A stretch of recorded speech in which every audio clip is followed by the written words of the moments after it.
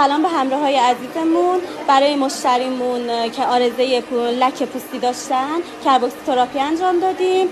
کربوکسی تراپی علاوه بر این که لکه ها رو از بین میبرن، منافذ بازم میبندن و اگه پوستت شفافیت خودش از دست داده، من میتونم با کربوکسی تراپی برات اون شفافیت قبلی رو دوباره برگردونم. جدیدترین تکنیک هایی که برای تمام مشکلات پوستی الان انجام میشه کربوکسی تراپیه که کاملا به صورت غیر تهاجمی انجام میشه و کار اصلیش انتقال گاز دی اکسید کربن به پوست شماست.